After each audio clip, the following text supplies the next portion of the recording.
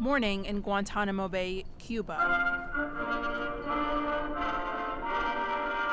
Everything on this U.S. naval base halts as military personnel salute the American flag for the official start of the day. Action quickly resumes, but for Guantanamo detainees, daybreak brings a familiar monotony.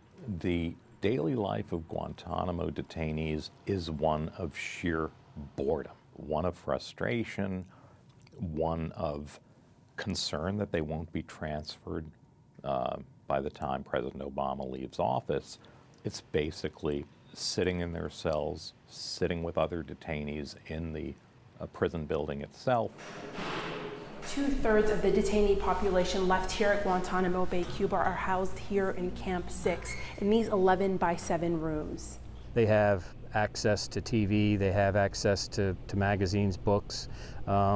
They can roam in a communal setting for up to 22 hours a day. Used as incentives for good behavior, detainees can attend art classes and check out materials from the library. Religious books are very popular, and National Geographic is probably the second most popular. Though screened by the Guard Force, some books and movies still offend the detainees and their religious beliefs. There are some things that maybe they feel is not as appropriate. If one will watch it and he doesn't feel like it's appropriate, then he will make sure the other ones are not able to watch it after that. And he does that how?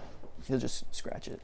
Afternoon in Camp 6, detainees break up the day by stepping outside to a small recreation yard and cleaning their cells. Others pick over food in styrofoam containers.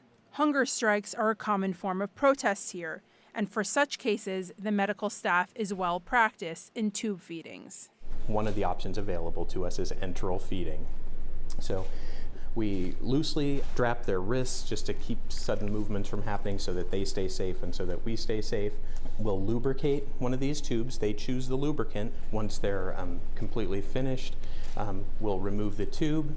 They get up out of the chair, and we return them to their cell or cell block. The cell itself is indestructible. Detainees who act out are confined to isolated cells like these. There is minimal bedding, an Arabic-English dictionary, and a Quran. Arrows in each cell are supposed to point to their holy land of Mecca, but lawyers for the prisoners say their faith has also been used as a tool of psychological manipulation. After 2006, more and more the brutality came in the form of psychological abuse, interfering with the practice of their religion, or even humiliating them in their practice of religion. The arrows to Mecca pointing in other directions, the use of women to humiliate the men, that was psychological torture.